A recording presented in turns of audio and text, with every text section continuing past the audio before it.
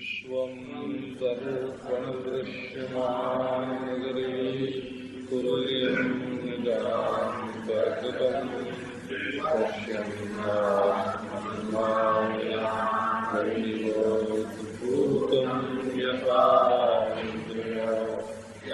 साक्षात् कुरुते प्रबोधसमये आत्मानमेवाद्वयम् तस्मै श्रीगुरुवे नमः।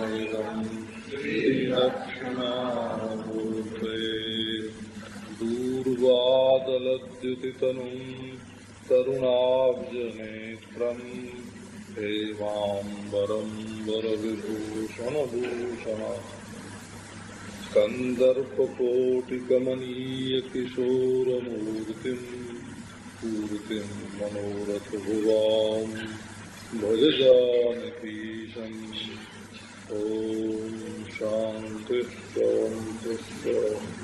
भरद्वाज मुनि बसहि प्रयागा तिन्हि राम पदयति अनुरागा तापस समदम दया निधाना परमारथ पथ परम सुजाना माघम करगत रवि जब होई तीरथ पति आव सब कोई देव दनुज किन्नर नर श्रेणी सादर मज्जहि सकल त्रिवेणी पूजहि माधव पद जल जाता परसि अखय बटु हर कहीं गाता भरद्वाज आश्रमयति पावन परम रम्य मुनि बर मन भावन होई मुनि ऋषय समाजा जाहि ज मज्जन तीरथ राजा मज्जहि प्रात समेत उछाहा कहीं परस्पर हरि गुण गा ब्रह्म निरूपण धर्म विधि बर नहीं तत्व विभाग कहीं भगति भगवंत के संयुत ज्ञान विराग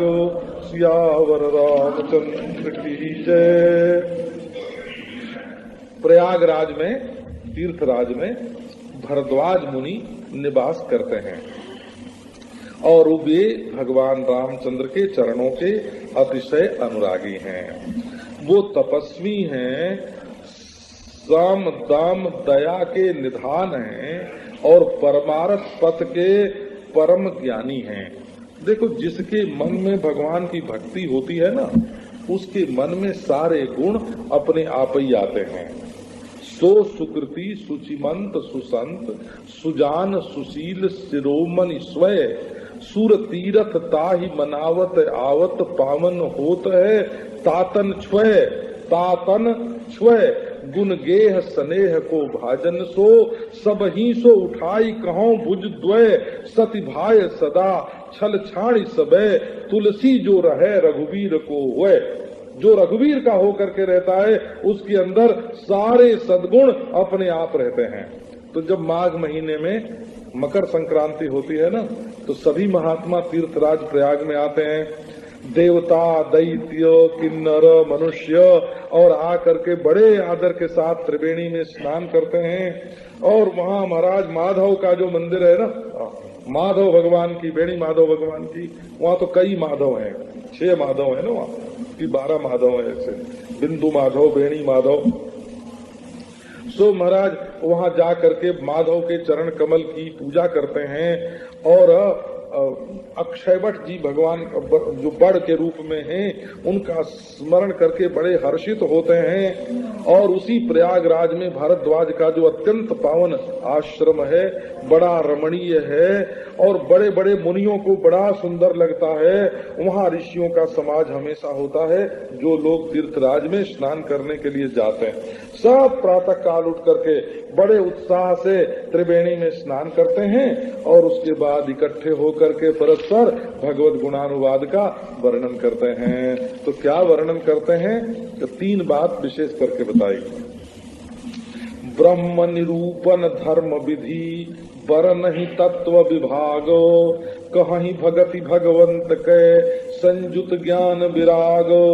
वहाँ जो महात्मा है वो ब्रह्म निरूपण, एक तो वेदांत की चर्चा करते हैं और दूसरे धर्म विधि, धर्म की चर्चा माने पूर्व मीमांसा और उत्तर मीमांसा दोनों के ऊपर वहाँ महात्मा लोग खूब चर्चा करते हैं। और वर्ण ही तत्व विभाग, सांख्य दर्शन और योग दर्शन की भी खूब चर्चा होती है। तत्व विभाग माने सांख्य दर्शन। कहीं भगत भगवंत के, भक्ति की खूब चर्चा होती है।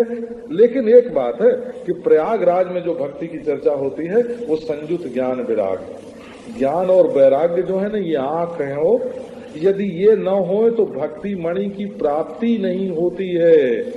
पावन पर्वत वेद पुराना, राम कथा रुचिराकर नाना, मर्मी सज्जन सुमति कुदारी, ज्ञान विराग नयन उर्गारी, भाव सहित जो खोजे प्राणी, पाओ भगति मणि सब सुख खानी। गोस्वामी जी ने कहा कि भक्ति मणि मिलती उसको है जिसको ज्ञान और वैराग्य की दो आंखें हों। आंख वाले को मणि की प्राप्ति होती है ना, तो ज्ञान वैराग्य वाले को भक्ति की प्राप्ति होती है। जितना जितना समझोगे कि भगवान भले मानुस हैं, है ना, उतनी तो भक्ति बढ़ेगी कि नहीं। और जितना जितना दूसरे को छोड़ोगे उतनी उतनी भक्ति बढ़ेगी। अब महाराज दूसरे को तो छोड़े नहीं और भगवान को भला न समझे, बुरा समझने लगे, तो भक्ति बढ़ेगी। एक से भक्ति होती है तो दूसरे से घटती है, दूसरे से कम होती है। तो बिना ज्ञान वैराग्य के भक्ति बढ़ती नहीं है।